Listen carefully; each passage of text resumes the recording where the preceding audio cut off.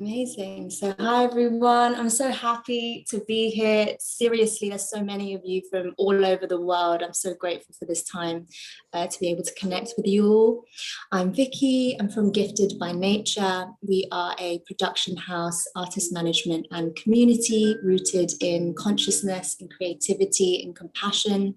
And this workshop today is a part of a series. It's the last one, actually. The last, but let's say save the best till last. Of Showing Up Authentically in partnership with Women to Women. I feel like we're very much aligned in terms of holding safe spaces, being mindful of having these kind of conversations that perhaps we don't normally allow ourselves to have, especially in this time of re-entry. Today we are holding space for astrology. The kind of language of the stars, which I'm very much looking forward to tonight as a tool to kind of help us to unlock our sense of authenticity, our sense of autonomy, and our creative power together. So I'm really, really excited to introduce Isaiah here today. Very happy to be here. Isaiah, if you're ready, let's go for it. Thank you. Sure. Hello, everybody. I will share my 3 words if I can think of 3. I am definitely feeling grateful. I am so glad that I've been invited by Gifted to speak here today and to be the last person to speak. So I really hope I get to teach you all something, or you take something great from this. It's interesting that you've all, or a couple of you have said you're feeling anxious or stressed. I hope to shine light on that today as well. But please know today is the full moon. It's actually just gone exact as well. So if you're feeling that big full moon energy, it's not just you, we're all going through it. But I'm so happy to be here on the full moon sharing the space with you all. It just feels like this beautiful room space that we get to be with each other in and experience each other. So thank you so much for that. And yes, without further ado, I would jump into this presentation. So as you all know, it's entering the Elysium. It's really looking at an exploration of acknowledgement, authenticity, and autonomy. And I'm just going to bring up my screen now for you all to view the presentation.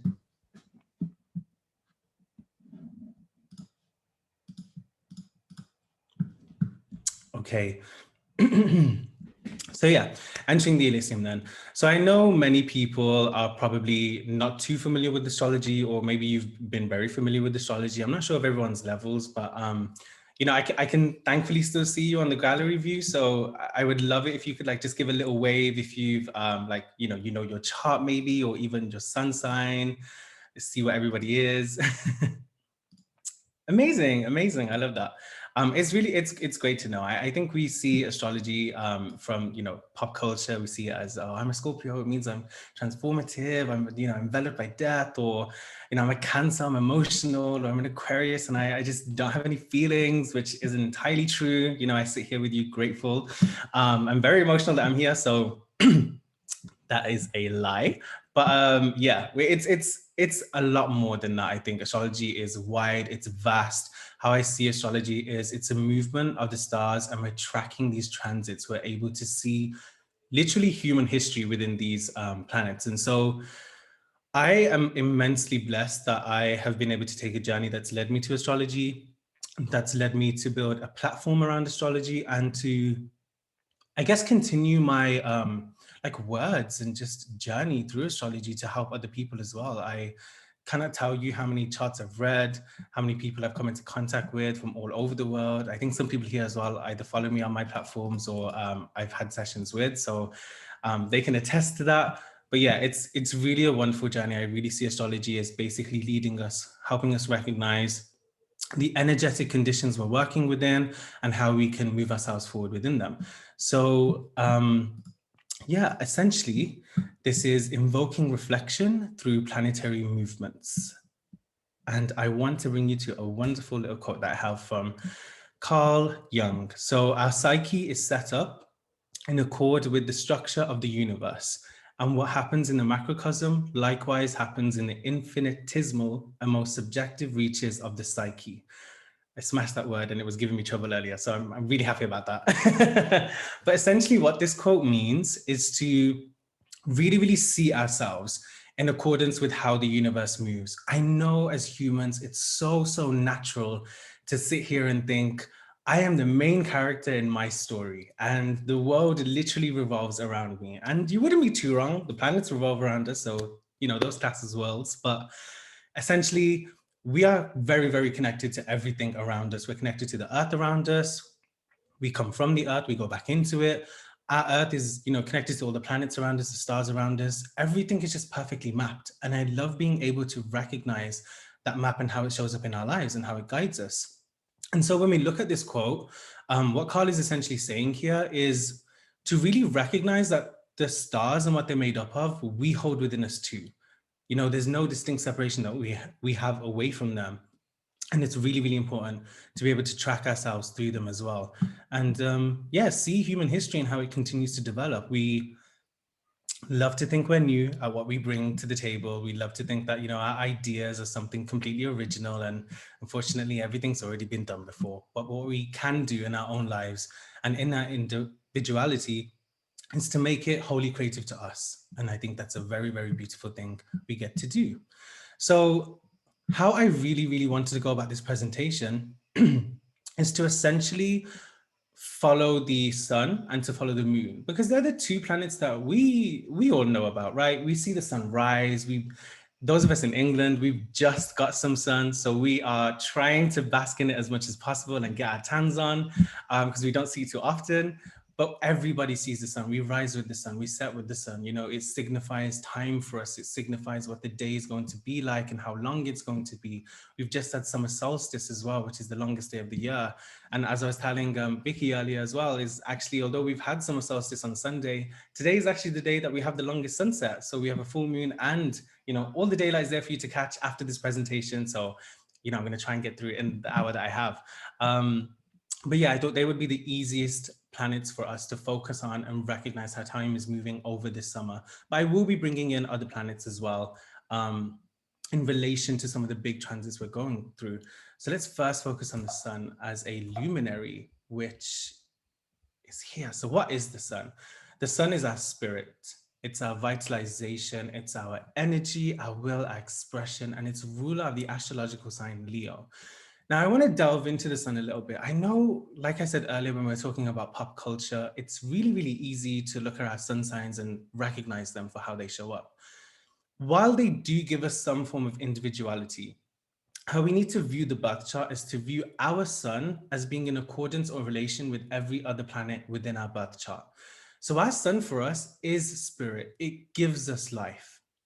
What the sun does in our everyday, cosmological world, it does for us internally too. So we can see our expression through the birth chart, through our sun placement, and ultimately what relationships our sun placement is also making in our birth chart to other planets that we have. So, you could have your sun conjunct the moon, which would mean they're in the same sign together or next to each other. You could have it opposite Mercury. Well, actually, that's a lie. The Mercury can't be too far from your sun, but you could have like Saturn opposite the sun and so on and so forth. So that your sun is always making a relationship to some of these planets, especially as we see it from a very geocentric perspective. We see how it revolves around us. But we get all of our vitalization from our sun placement as well. What's interesting is there is a small difference between how we view the sun in the birth chart. So for those of you who know your birth chart and have been able to have the chance to just view it before, or even delve into it a little, to how we view the sun's transits. Ultimately, when we're looking at the sun's movement, so right now we've just had it move into Cancer, for example, we start to recognize the collective energy we're starting to embody.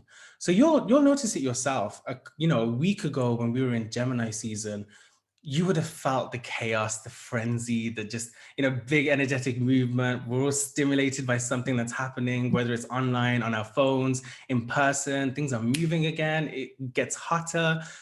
That's the sign of Gemini, right? We have to recognize the zodiac and the zodiacal signs as these deep energetic imprints. And so when the sun moves into them and moves across them and continues to progress through each of them, we experience them seasonally and we start to feel their energetic conditions and how it moves us as a collective, how it gives us our energy. So the transition from Gemini into Cancer, which is what we've experienced now, is we move away from all this deep stimulation to recognizing ourselves almost as like a monarch. Like, who are we in our lives? how are our lives defined by some of the actions that we do and who we end up relating to. So deep, a deep emotional sense of self starts to rise in our bodies in Cancer season. You hear it before, the sun's moving into Cancer. I'm emotional, I want to cry. It's typical, right? It's just the energy that comes with us. We also have to recognize the signification of summer that Cancer season brings as well. It's a very hot space, it's a warm space, and sometimes warmth can be really overwhelming. If we think about humidity, Cancer is a shell, so if we're encapsulated in this, either in our ozone or just within our cities or towns, wherever we live, it's that humidity that can sometimes overwhelm us and, sometimes take away our ability to relate as well as we want to other people. So sometimes we find ourselves being defensive. We find ourselves, withdrawing sometimes, taking ourselves away, especially over, this whole pandemic. We're all relating to people a lot differently now. So many of us don't have the capacity to be out for, numerous hours of the night. We don't have the energy to meet with friends for days upon end. It's very much like, I've seen you, I've experienced you, I love you, but I want to go home back to my bed now. And that's understandable. This pandemic has changed us and COVID has changed us. And I think experiencing Cancer season as we are this time round, as opposed to, the previous Cancer seasons that we've had, it's a little bit different. Now we're really getting to hone in on this deep Cancerian energy where we get to withdraw. We get to bring ourselves back into ourselves. And I really want you to recognize something that the sun in Cancer is doing for us, what it really, really allows us to understand is that as much as we see Cancer as this emotional sign, we see Cancer as this, big crybaby, it's not that. Cancer is all about movement, right? Cancer is rushing, moving water. How we allow ourselves to move, how we allow ourselves to take action. One thing nobody will ever tell you about Cancer is that it decides its own movements. If we allow ourselves to analyze the movements of a crab, they usually take their time with things. Maybe not as slow as a turtle or a snail, but they still take their time. They know where they want to go. They know where they want to set up home. And that's exactly what we're being taught right now. How are we setting up home within ourselves? How are we setting a very strong foundation within ourselves to be able to exert our energy, exert our expression, exert our will? And so as we move from Cancer season, we eventually move into, Leo season, which is where the sun finds home. As stated in the presentation, the sun is ruler of Leo. So when a planet is in its domicile, especially a planet like the luminaries, right? These two movers of time that we see within our day, that we get to experience every single day, that without we wouldn't be here today. It's important to recognize, how they get to express themselves in their own domain. Right now, when the sun is in Cancer, it's in the moon's domain. It's almost like it envelops the moon's energy in some way. We become more reflective. We become just a lot more concerned about how we feel and how we want to express ourselves outwardly. But as the sun moves into Leo, a lot of things change. We start to experience ourselves a lot differently. Now it's like the heights of summer. We've experienced some of the sun. We know how we want to connect to other people. We know how much energy we have. Something Leo season always brings up is this immense amount of energy that we have to just go out and shine. Like Meg says, we go out and we have our hot girl summer because that's exactly what we deserve. Like that's what Leo season brings for us, to have our best hot girl summer as long as restrictions allow. So we're praying to the gods. But looking at Leo energy, looking at the way it defines us, that's something huge with Leo energy. It's definition. It's how whatever action we do somehow relates to the way we define ourselves and the way we categorize ourselves. And so as we move into Leo season, and I'll explain it a little bit more as we follow the lunations and the moon, it's really, really important that you do consider what it means to act through the body and what it means to express yourself through the body. I want you to think about your name. Something that really comes up with the sun in Leo and just Leo energy is your name. Because it's the first point of definition for you, how somebody knows you, your name first. Whether that's your business name, like mine is the Elysian Aquarius, or whether it's my actual person name, like Isaiah Alpheratz. It's just how you are experienced as a first reference point. And so when we think about the way that we're defined, think about what your name means to you as an exercise, and how do you enact your name? What does it mean? Where does it come from? What's its origin? And how do you fit into that meaning of your name, whether that name is given to you or whether you chose that name? whether you reclaimed a name for yourself. How do you get to show it up to the world, showcase it to the world, and showcase it to yourself? Because ultimately, any action that you're doing, you're not defining it for the people around you. You're not producing action for people around you. You're doing that for yourself, because every single day we have to show up for ourselves. Just like we trust the sun to rise, to give us our energy, to allow the plants to grow, to give us our warmth, to, you know, hold us in its space and really, really revitalize us each day, is the same way that you have to show up for yourself in that way. And that's the beauty of what the sun teaches to us. It moves and it rises and falls for us each and every day. And so you should rise for yourself every day.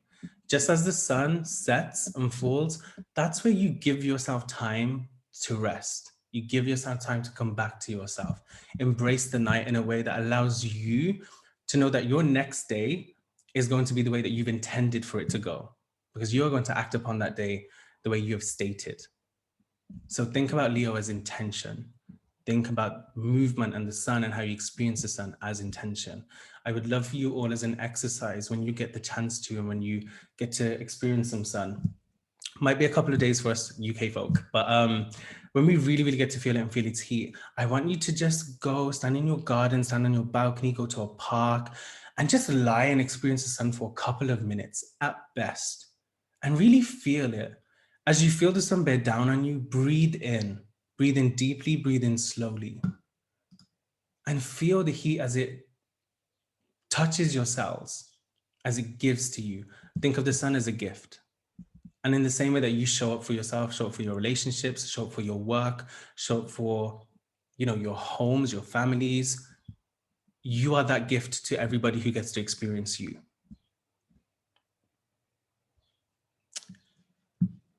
And so moving on then to the moon, right? You know, the one goddess that we always follow. I cannot be the only one, and it must be, you know, the most universal experience there is to date, to follow the moon wherever she is, right? Whenever you see the moon, you're not going to pass up an opportunity to look at the moon and just go up in awe and admiration that this is the moon, you know? I think one thing that I always think about when I think of the moon and I come back to like memories of the moon is, you know, sitting in the back of like my parents' car and it's nighttime or coming back from somewhere, you know, we're coming back late from somewhere. And on that drive while you're on the motorway or the highway for, you know, folks in US, you're just looking up at the moon while you're slowly drifting to sleep and you think the moon is following you. And I love that feeling, because ultimately the moon is always following us. We have to remember we are, you know, 70% water. People who have wombs, they are lucky enough to experience the moon's lunations and its movements. And that's a blessing in itself. You know, the moon is so powerful. It's our sense of gravity, how we connected to this deep object in space that we wholly rely on, because without it, Earth would be a wasteland.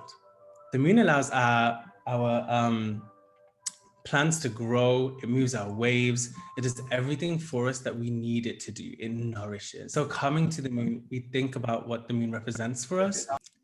And ultimately, from an astrological perspective, it very much relates to how we see the moon in general, or how cultures have always seen the moon. It's always something that's been shared through numerous cultures, through history. It's always related us back to the body, it's related us back to the mind. It's related us to the subconscious self, how we see ourselves, how we allow ourselves to move.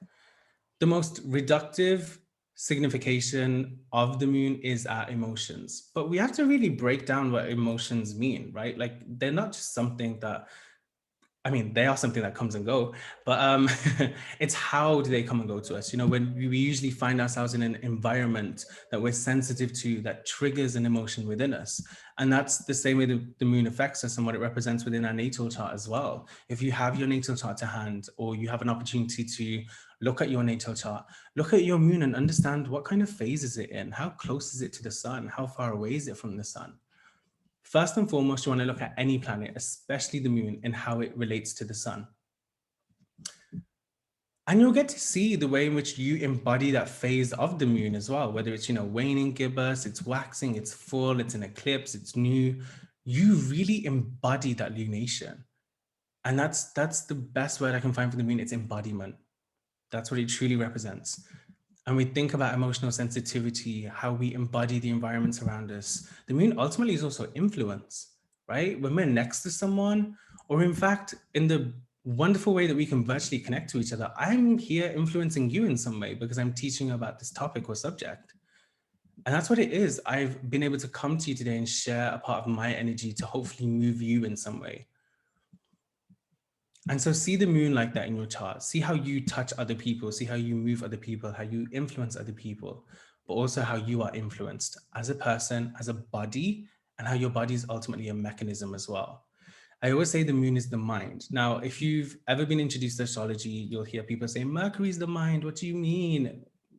Mercury is the signification or processing that the mind does. The mind in itself is the moon, okay? And I will die on this hill. The moon is the mind. It's how we relate to everything around us, how we see and interact with everything around us. It's very sensory. So it's also a point of conditioning for us, and it does connect us back to, familial value. It connects us back to the mother, or at least that womb state. So it ultimately embodies our subconscious self as well. How do we move habitually? What sits within us? There's so many beautiful and amazing people of color here today who, their families and their lineages have gone through so much, transgenerational trauma. Our moon shows how we carry that within us, how we are habitually led by those actions that they've had to go through, the experiences they've had to go through. If we think about the moon as well, in a way, it connects us back to our blood and the movement of our blood. And so we carry the blood of our ancestors and how they show up for us today. And that's why I think when you look at your moon placement in your natal chart, it's an amazing thing to look at your moon placement as a way in which you take agency of yourself and your body, and how you take agency that hasn't been gifted to, people before you or the line before you. Especially as, there's so many women here today and women X here today, it's so important to recognize that that's something that's always been stripped from you or taken away from you or reduced from you. So to recognize your power within the moon it's just an amazing thing you can do for yourself. See yourself as the moon, embody her energy, embody their energy, think about how you want to direct that energy outwardly into the world as well. And again, bringing us back to the fact that the moon is ruler of Cancer, it really, really allows us to recognize phases that we go through, how we continue to change, how we continue to adapt, evolve. We get to shed our shell, but we get to recognize our potential, how we want to divine ourselves in a moment or in the current moment that we're existing in. So also see the moon as present, how present you are in yourself, how present you can be within your own body. So moving away from the luminaries for a quick second, I do want to look at, the past 6 months. I don't know about you guys, but it's been a whirlwind, at least for me. So much has happened. I mean, can I get a nod? Like, it's been crazy for everybody else, right? Okay, good. I'm not the only one. I'm glad about that. I love that we're having this collective shared experience. And that's another thing the moon is, relativity. So yeah, looking back at the last 6 months and what we've essentially left behind from a planetary perspective. So the one big thing, and you didn't have to be involved in astrology to have heard, we had the big Saturn-Jupiter conjunction. I know if you've got any Black folk in the room, the same day they had that conjunction was supposedly the day everybody was supposed to get their superpowers. Unfortunately, it didn't happen, but we move. It was a big day. Everybody has potentially seen it as a huge movement that society has gone through, that we socially have felt as well.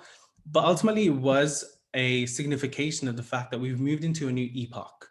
And I want you to recognize an epoch is not necessarily an age. So you may hear sometimes we're in the age of Aquarius, where, we've been living in the age of Aquarius since that song came out in the 70s. It's not necessarily the truth. And I want to move you away from that concept. We are in the epoch of air, though. So Saturn and Jupiter are known as the great chronicators. They're movers of time, and they always have been, especially Saturn. But because it's opposing or opposite is Jupiter, the way that they connect to each other is to move us further and further on in our progression as just humans and how we change in our societies. So the Saturn-Jupiter conjunction really propelled us out of this age of air, this epoch of Earth, into this age of air now. And it's important because it's every 400 years that they change the epochs that we are in. And if we look over the past 400 years, we think about Earth, structure, foundation. It's what we build upon. It's what we set in stone and really, really set for longevity. And ultimately, if we look at, societal structures in place right now, the one thing that we can all agree on is we're living within the confines of, capitalism. And that's what the age of Earth really, really brought for us. If we look at when capitalism started, it was 400 years ago. And so it's really exciting that we all here today get to witness and experience the fact that we've moved into a new epoch. We can already see it. Things are breaking down, things are changing. We're changing our perspectives, our philosophies, very Jupiterian. We're also recognizing that we don't want to be in these workforces anymore. I don't want to work a 9 to 5. That's terrible for me. That affects my mental health. Air is all about mentality. How are we connected to each other? How are we impacting each other? How do we experience love with each other?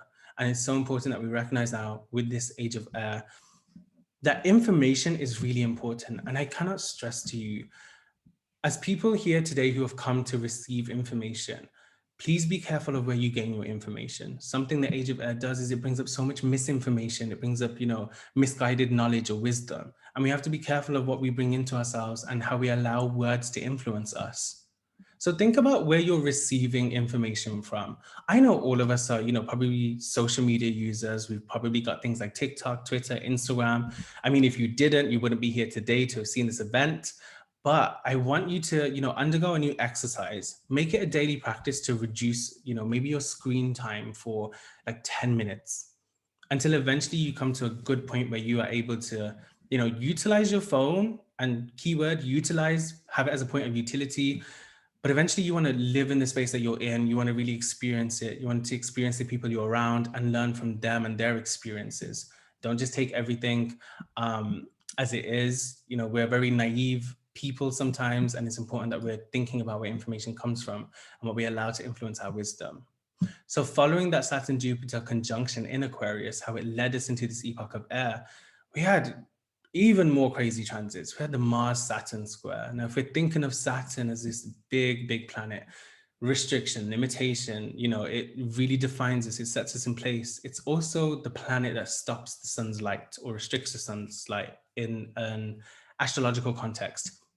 So with Mars, we think about warrior energy. We think about the way that it moves us, the way that it pushes us. We think about, aggression that exists within us.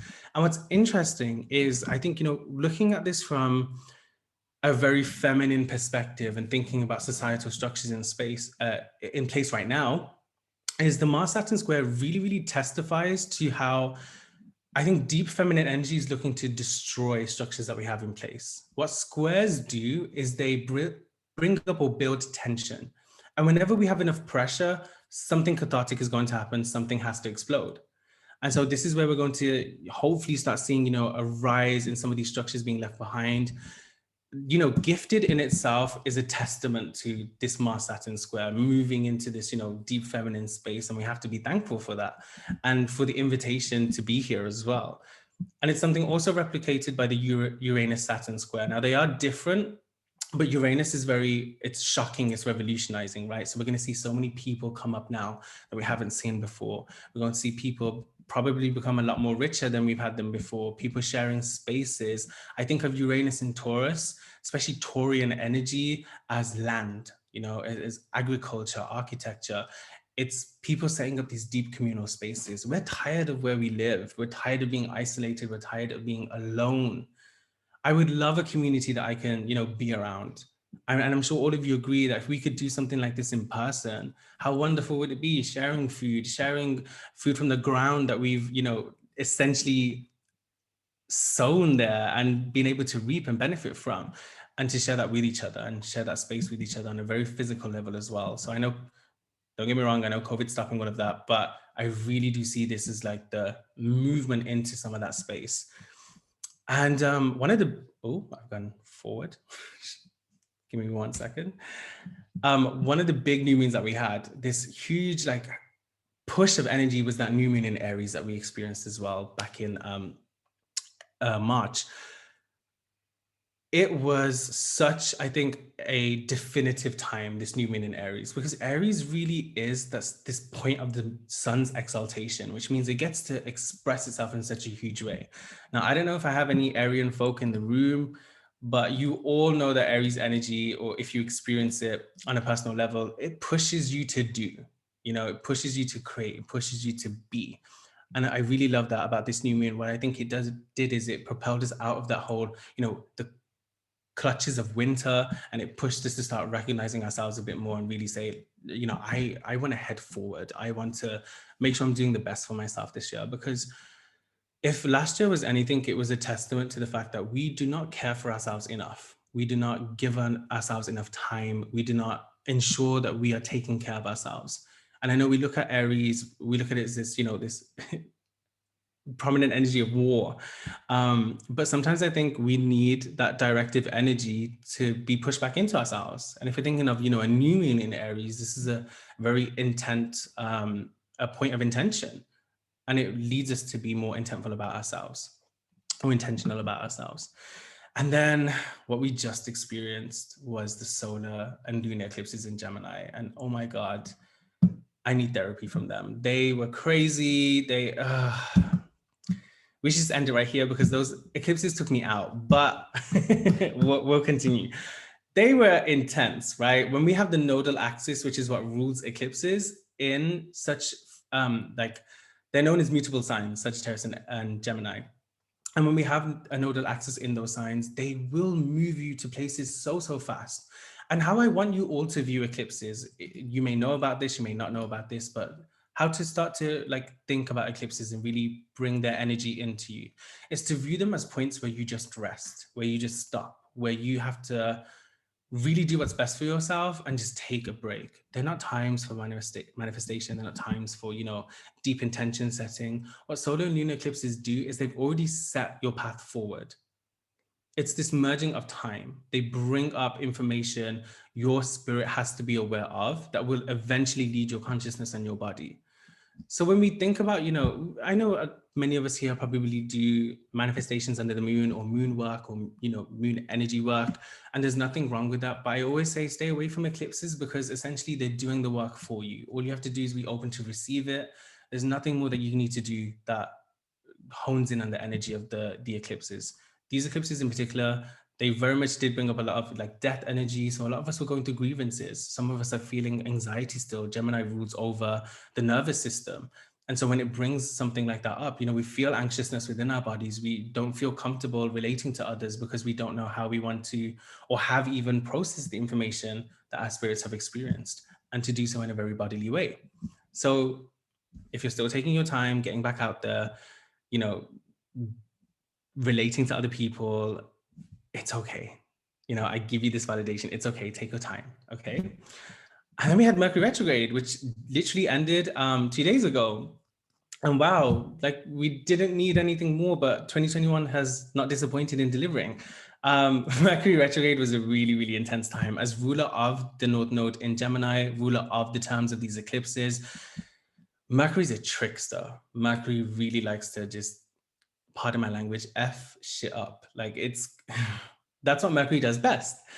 But I think in the way that it's led us to just really insane places and, crazy environments that it has, or the information that it's provided for us has definitely been there to allow us to just, I think, reconcile back with our body and reconcile back with habitual action.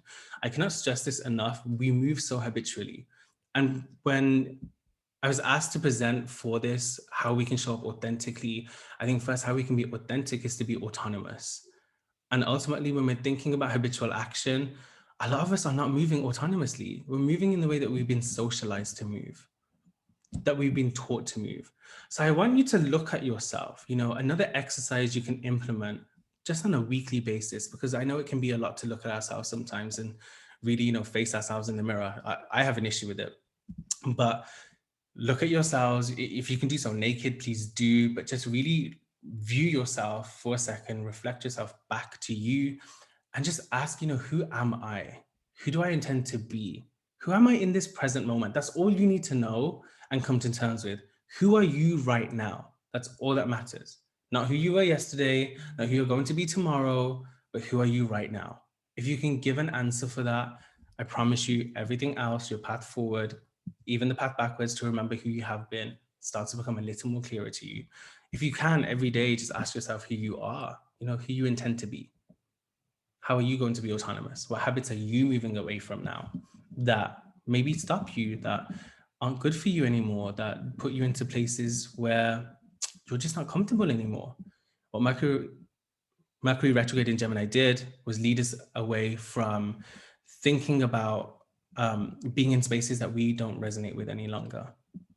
And so we have to be kind enough to ourselves and to also the people around us who we may have to sever ourselves from, to say that I no longer resonate with you or this space or the values that you hold, or maybe even the habitual action you bring up in me.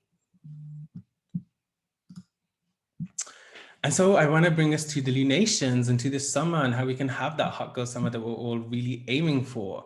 And I just wrote this little bit because I wanted to look at the movement of time through what I call the love of the luminary. So whenever you are lost, the sun lights your way forward. From the east to the west, it gives you life to move one step in front of the other. And when the sun leaves, he pushes his love up to be solace in the dark. While he comes in his truest form, she dons the silhouette that suits her mood, reminding us that change is the most constant current. And that's all I want to bring to us. We're changing, we're evolving, we're moving. So if we can authentically connect to the way that we are in this present moment, we start to recognize how we can really be authentic in what we're moving towards and the intention we have set for ourselves. And so it brings me over to, following the moon and lunations. So when looking at the movement of time, one of the first ways we as humans track time was by the two bodies we're able to witness easily, which is the sun and the moon. So following lunations is the easiest way we can tap into planetary energy. Each month, the moon both meets the sun and opposes it in a deep energetic axis. Best way to recognize new and full moons is when the sun and moon are together, that's a new moon. When the sun and moon are opposing each other, that's a full moon, like we're experiencing right now. The moon also allows us to experience the dynamic of human experiences each month as it travels through each sign of the zodiac. If these signs are, dynamics of human life, because the moon moves through them every single month, we get to experience them every single month. So that sign that you hate, you have it somewhere in your chart, you've got to live with that energy. So looking at summer solstice then, what has followed summer solstice? We had Jupiter retrograde in Pisces just happen on June 20th. We had the sun move into Cancer on June 20th. We had Mercury gestation direct. And today we've led up to this full moon in Capricorn. And I do want to bring up this full moon in Capricorn because so much of us are experiencing it together right now, in fact. It's a really beautiful lunation. It's the first lunation that we get to experience together after these eclipses and the eclipse cycle. And so it is an energy to hone in on. And I think after this, meeting, this panel, please give yourself time to just, soak in some of the energy of the moon. Maybe give yourself a 5-minute meditation. If you can, do something small. If you want to as well, light a candle for this moon or light a candle for yourself, what this lunation is bringing up for you. When we look at the Capricorn and Cancer axis, this is essentially a harvest moon. And something people fail to recognize with the notion of harvesting is that harvesting in a form is severance. So we're separating from something, right? When we harvest, if we harvest fruits, if we harvest, vegetables, what we're doing is we're removing them from the stem that they come from. And we have to look at ourselves and, sometimes our familial connections and our familial actions that reside within us as these roots. How are we going to sever ourselves from them to make sure that we are being wholly autonomous in ourselves? We're being reflective, we're being authentic. And so this full moon really pushes us into that space.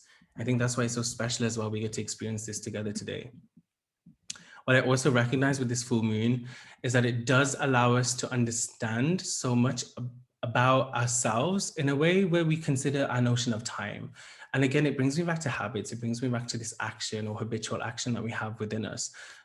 I want you to really consider how our mentalities are so important to our action. If you're not giving to yourself, giving yourself care, giving yourself compassion, you're inviting in, self-criticism. You're inviting in these harsh definitions that you have not provided for yourself, but that have been given to you previously. We don't want to house words. We don't want to house projections of other people that do not describe us or define us or any part of us. You are worth so much more than that. This moon should be pushing you to provide more compassion to yourselves at the very least.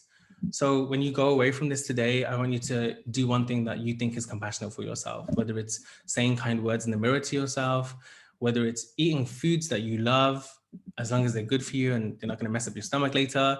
Do something that you think is compassionate for you. Maybe even write a love letter to yourself. That's the easiest way you can be compassionate to you.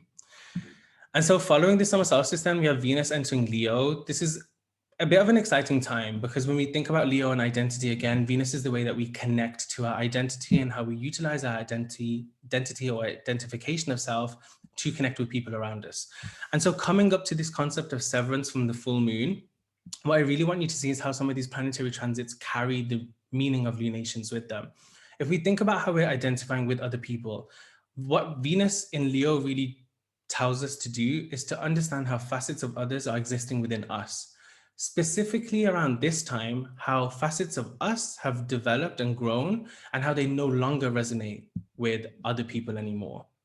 So yes, in a way, it's kind of morbid because we do have to consider that we're ending some relationships around this time. We are ending some connections that we have. Some of us may be leaving work. Some of us may be leaving our homes, moving. Big changes do come up around this time. But to connect back to yourself and think about why you're doing so, why you're entering this period of separation or severance, what it means to you, how you're trying to define yourself later on, that this move allows you to do. And ultimately recognize that anything you are losing, anything you're making way for, is to just really give space for what you're looking to bring into you that aligns more with you and the person you envision yourself becoming. After this, Neptune stations retrograde. Neptune stationing retrograde, it doesn't really affect us on a huge level because it's a transgenerational planet, but we can sometimes sense that, disillusionment starts to happen. So if you're feeling some fatigue, that's just Neptune kind of flooding the mind, giving some like obscurity sometimes. So don't worry too much. Try and give yourself times of rest. And then we have a Moon Jupiter conjunction. This is the first conjunction since, so they've come together since Jupiter's gone retrograde. And it is going to be important in Pisces. It will make us think about escapism. And so I want you to consider how you sometimes look to pleasure through forms of escapism and how you can reform those methods of escapism to be something that's good for you. A really great example, I, struggled with weed a lot in the past years. Something that I recognize is that it is a form of medicine to me. And if I do utilize it, then I moderate how I utilize it. Sometimes I give it up completely. I go for months on end without it, and then I come back to it again when I feel it's right for my body. So that's something that I'm doing now. It's not like a form of escapism anymore. I'm not using it as a crutch, but it's to understand that it does bring pleasure in some way. It does alleviate something within me, but I can do so in moderation because ultimately I want to rely on myself to alleviate any pain or alleviate anything within me that I feel something else can do for me. So we're utilizing things now. We're looking at things as point of utilization or methods of escapism, and reforming them for something else. This is something I will stress to you. I never talk about release because we never truly release anything. And I want you to consider that. The mind is way too intelligent. It has way too much power to never let anything go. It's all stored within the body. So we can only add onto what we've already gained. And so when we're looking to release, we're really reforming, we're redefining, restructuring. And I want you to see yourself in that way. If your body is a mechanism, then ultimately you're redefining how this mechanism works for you. So this brings me on to the next moon lunation then after this one. It's the new moon in Cancer at 18 degrees on July 10th. Now, when you're looking at moon lunations in your chart, all you want to do is bring up your birth chart. If you can bring it up in a wheel format, what I will do at the end of the session is leave in the chat a site that you can view your birth chart at if you have your birth details. Even if you don't have the time of birth, try and put 12 p.m. just so you can see your planetary positions. But what you can do is look at your birth chart wheel and look at where the signs fall. Where the signs fall is the area of life that lunations are affecting. So look to where Cancer is. For Capricorn, look to where that is. It's going to be the opposite end of Cancer. And see like what area of life is that affecting for me? Is it touching any planets for me? How does it show up for me? But this new moon in Cancer moves us on from this, severance and actually brings us to connection again. So this is how themes and concepts continue for us. Once we've let go of something, we're always bringing something into us. With the new moon in Cancer specifically, it's bringing in anything that really provides for us. So we have to think of nourishment. We have to think of how it gives to us, how it revitalizes the self or the body in a really, really good way. We do experience Mars opposite Saturn retrograde as well on the 1st of July, which is very, very close now. I want you to please, if you're feeling fatigue around this time, if you're feeling stress, if you're feeling anxiety, do something for yourself that does alleviate that look to movement around this time, Mars heats things up, especially in Leo. It's very, very hot. It's infected by the power of the solar rays. So take, like a cold shower if you can. Try and like reset yourself. Showers are really good for just like resetting your auric space. So it's something that you really, really do for yourself as a very practical and easy way to hone in on the energy, but also make sure it's not overwhelming you. But with that Mars opposite Saturn, it is going to be making us think about the way in which we set limitations for ourselves and ultimately how we break away from those limitations that we set. Something that Saturn always brings up is, if I have given you the walls of your structure or the walls of your cage, how are you going to show me that you're breaking out of them? And that's what this Mars opposition to Saturn does do. Mars is where your force is coming from. It's leading you to really break out and shine. Talking about that hot girl summer, who are you looking to be? We're not hiding ourselves, we're not hiding our bodies anymore. We've got to showcase ourselves in the best way possible, but the most authentic and kind way possible. Remember, we're not projecting anything that feeds into somebody else's version of us or vision of us. We then have the Mars-Uranus square. This also involves a T square to Saturn. Don't worry too much about what that aspect means, but it means they're all connected to each other in some way. And it brings a lot of just kind of volatile energy within our bodies that we may feel, and sometimes our consciousness. So I do want you to just consider taking time to rest if you can. Don't beat yourself up about what comes up around this time. Like, just really try to give yourself time to rest, give yourself space. Use this as a great journaling reflection. It's really, really good to journal around this time and just think about, again, who are you looking to become? How are my actions defining me? And habitually, what am I looking to move away from? We then have Venus opposite Saturn on the 7th of July. And this, again, same or similar concept, but it's more thinking about how our definitions of self are allowing us to connect to other people, but thinking about how there's a way in which we need to think about how we connect to others, right? Sometimes we look to other people, or we fall into patterns that they have or influences that they give to us purely because it brings something to us that's comforting. And something that the Venus opposition to Saturn does is bring up like sense of comfort. How are you truly comfortable in your relationships? How are you defining that sense of comfort? And what does it mean to you to try redefine that? And then after that, we follow this lunation with the T square, Moon in Libra, Sun in Cancer, and Pluto in Capricorn. Really think about destroying some of those patterns within you now that you're looking to move away from. The Moon in Libra is like this point that we look to for energy. So it's all about harmonization of self, harmonization of the mind to the body. You're building those bridges within you now that other people have tried to tear down from you. So we're reclaiming our power here. And then on the 17th of July, we have the Sun-Pluto opposition. And that is, again, a very destructive time within self, but it doesn't necessarily mean that it has to be hard. We can just hone in on that energy by accepting that there's, sometimes we're running with a narrative or a concept or theme in our lives, and we're looking to redefine what that, narrative is. How are we writing our own story?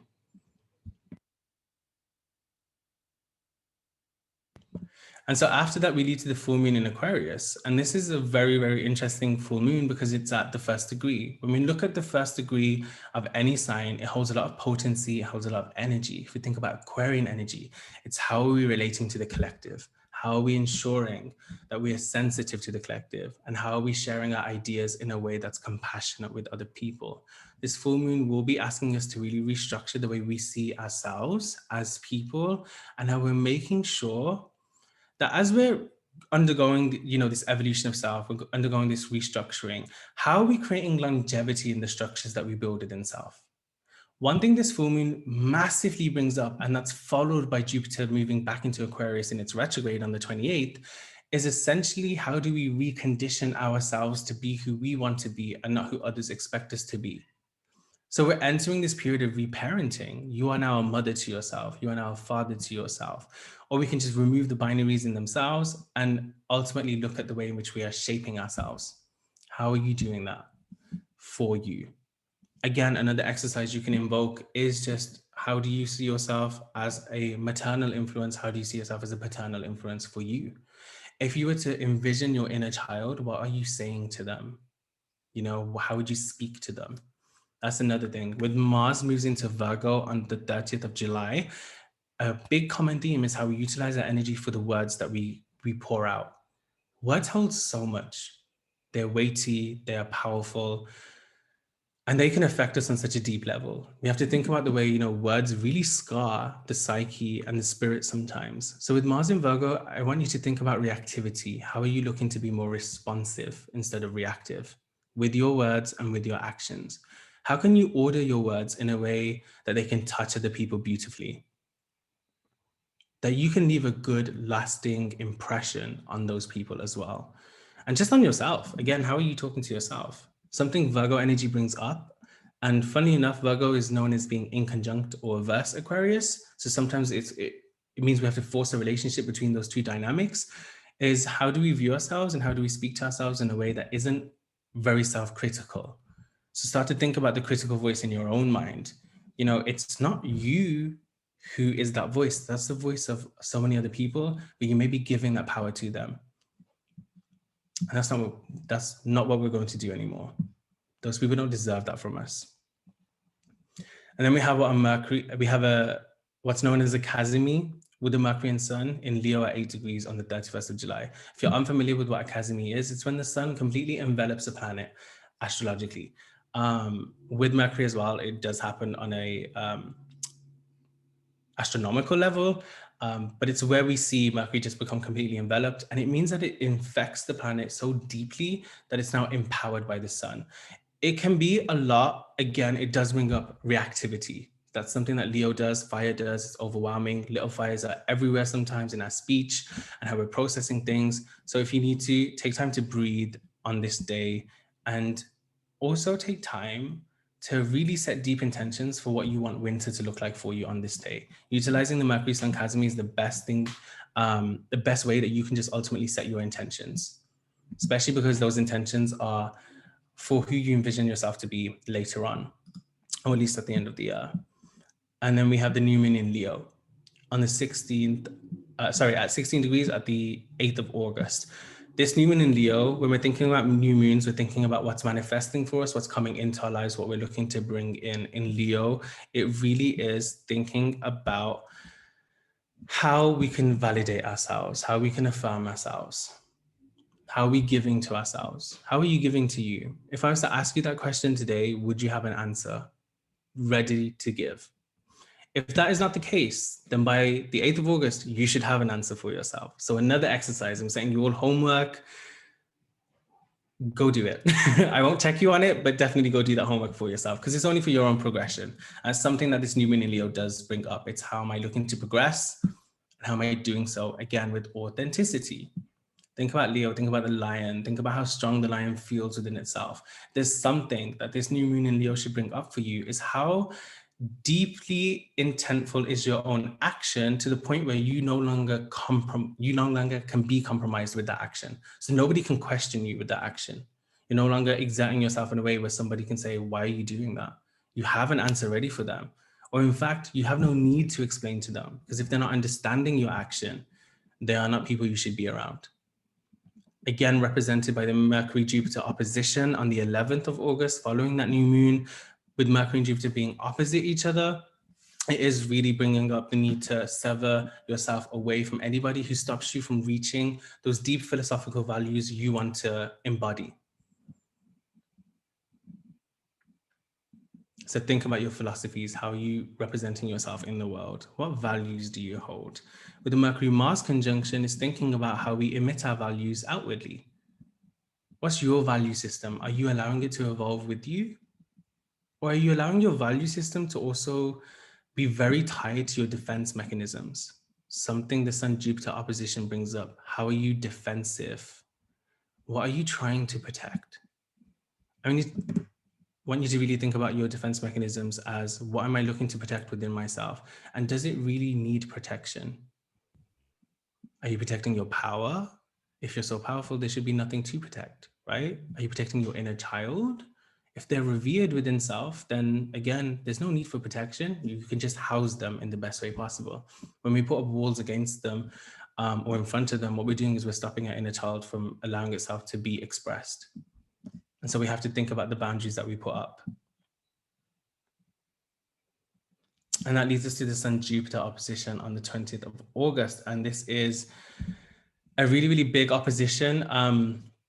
it signifies quite a lot for us, especially because the sun will be in Leo, Jupiter will be in Aquarius. Ultimately, what I want you to take away from this opposition is how can you work smarter for yourself and not harder? How are you making sure you are being intentional enough that you are not overexerting yourself to the point where your energy is massively expansive and everybody gets to benefit from that? Stop allowing yourself to be taken advantage of. Make sure you are stepping in for yourself, stepping up for yourself. How are you honoring your own body? How are you honoring your own spirit and consciousness? You have to show that to other people now.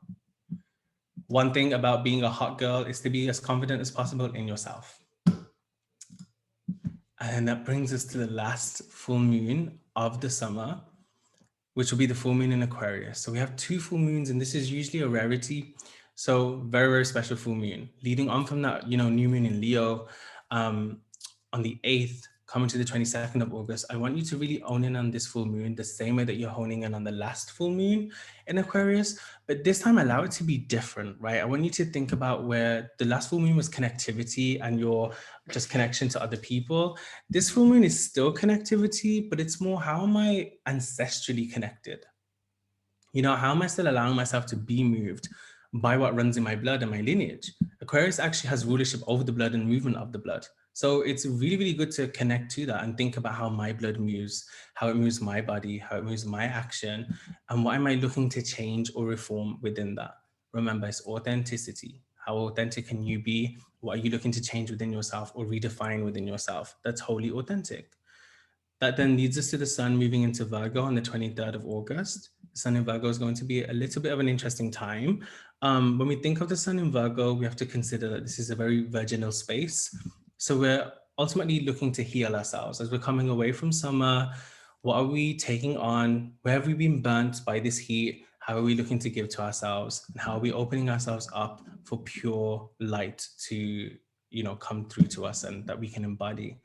We then have I would mark this date, we have a really beautiful Venus North Node and Saturn Grand Trine. Although Saturn is retrograde, what's wonderful about this Grand Trine is the fact that we get to hone in on the just like deep, airy energy that we have and how it leads us to think about what we set in terms of like linear goals that we set for ourselves, but also how we're looking to allow other people around us to be resources for us and what we can gain from those resources, not in a manipulative way, but just how we can utilize other people as community and how they can gift us and gift stuff to us that can help us with our progression.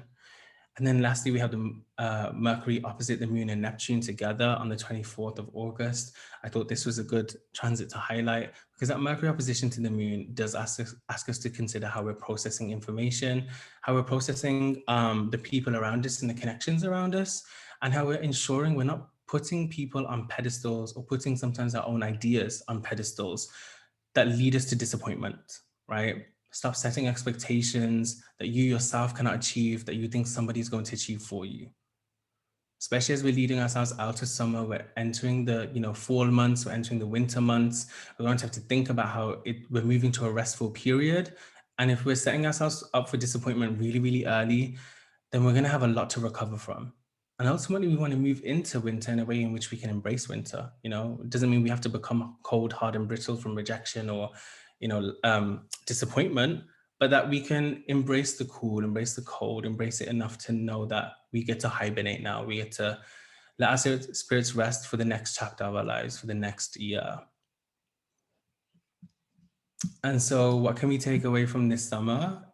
This summer is for us to redefine our identity, to think about our bodies, to acknowledge our autonomy, and to reform responsibility. And that is how we lead ourselves to be the best hot girls that we can be. Thank you so much.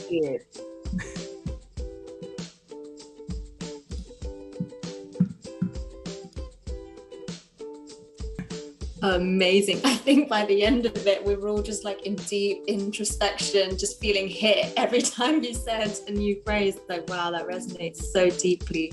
I'd love to open up the space for any questions or anything that anyone just wanted to point out, or moments of reflection, especially to those who didn't get a moment to kind of share at the beginning.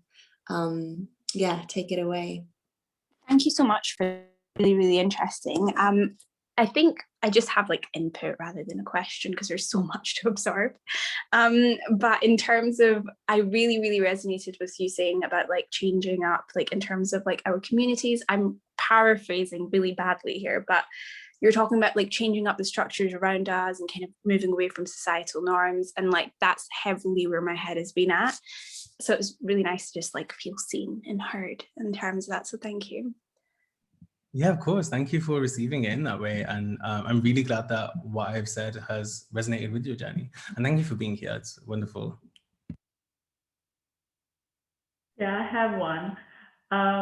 So would you say that our self-care should just flow with the flow of these seasons and moon and whatsoever?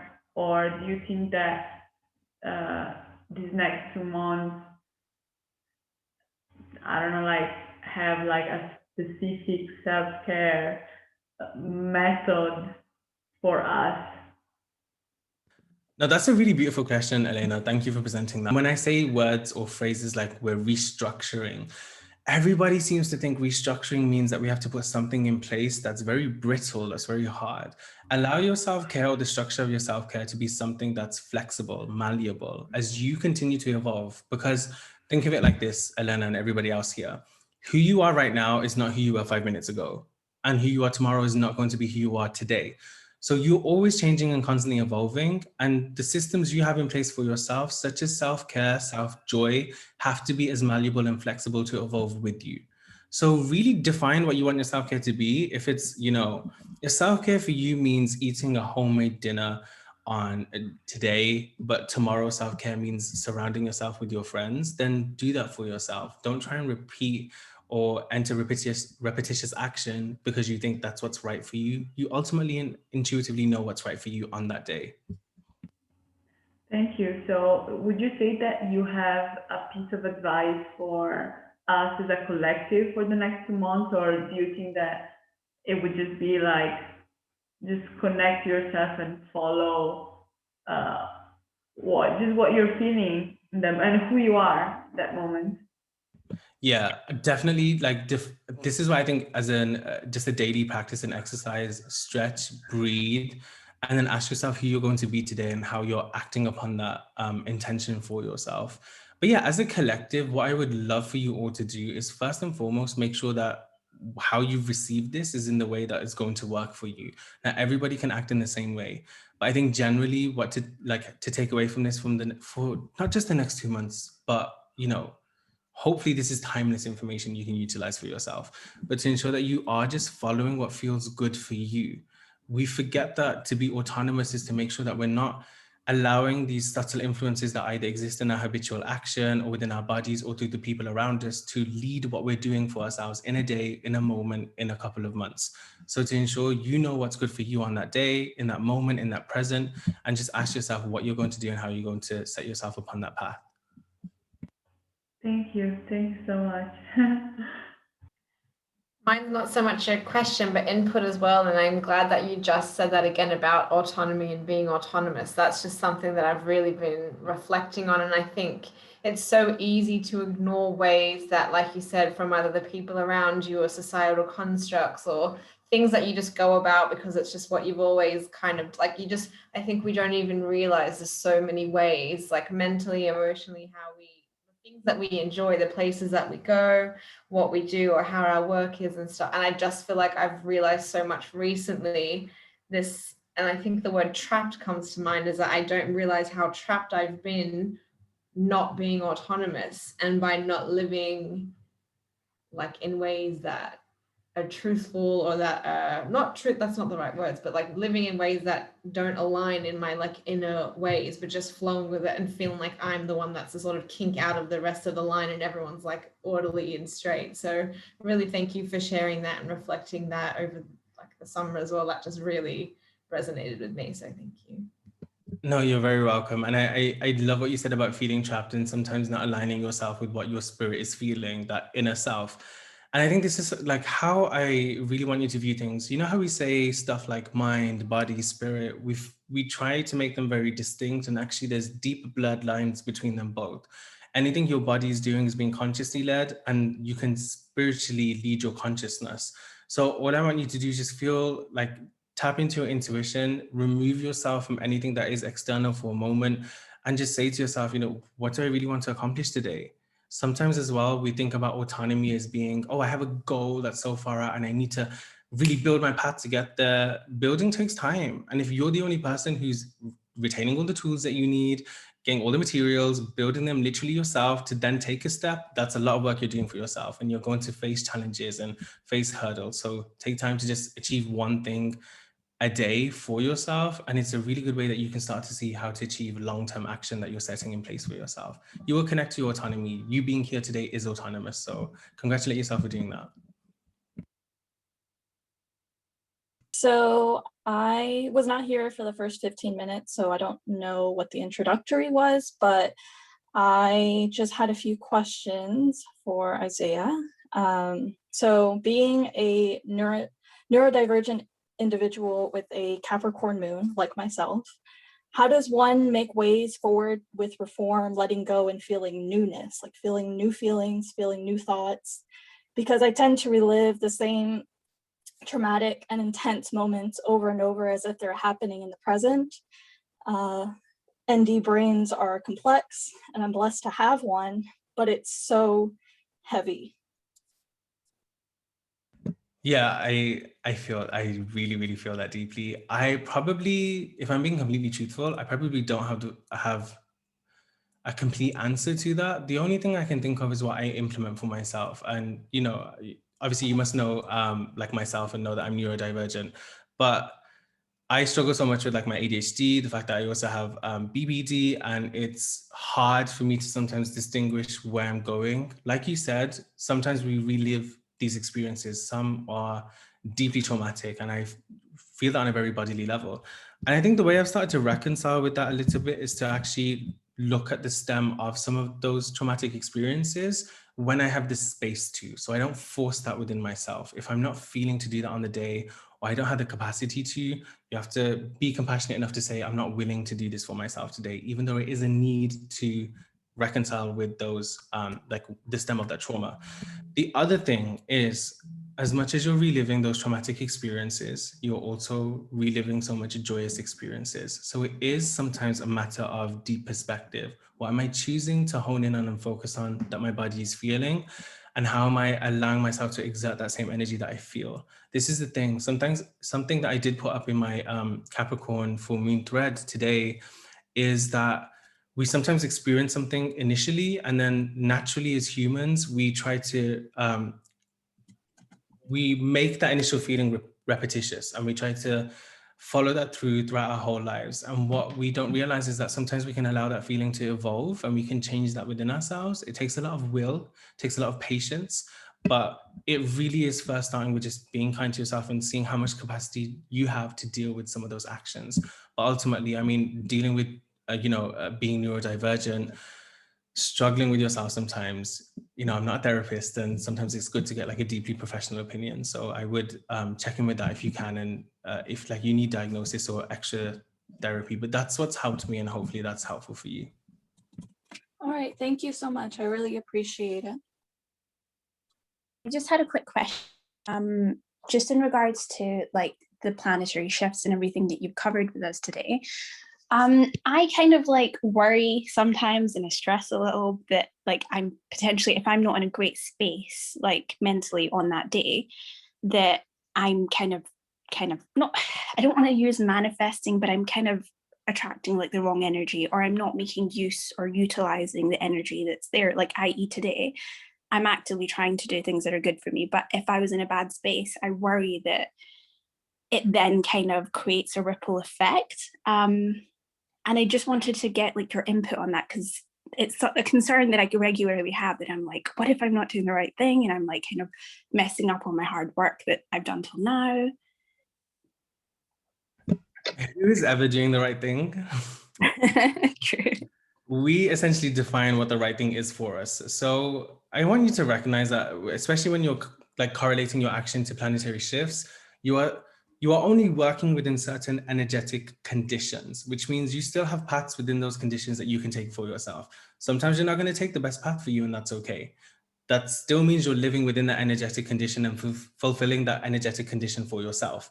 So you have to be kind enough to yourself to recognize that it's going to come back around. Like, you know, amazing new moons that we have or amazing full moons that we have, you're never really missing them. You are not a machine that has to continue to abide by what you think is going on around you. And that's something that I think, you know, a lot of social media like spirituality pushes or wellness pushes, and that's not the case. Like I said, you define what's right for you. If you needed to have a low moment, trust yourself enough to know that that's what your body and mind needed, and that was giving care to yourself to experience the emotions that are well enough for you. Love and light isn't something that can carry you over the rest of your life. So you have to experience dips just as much as everybody else does. And like the moon changes, right? It goes through its phases. We have to go through them too. I love that you're saying they come around again, because it just kind of, it's reassuring that I'm not wasting the energy. But thank you so much. We have time for one more question or one more thought.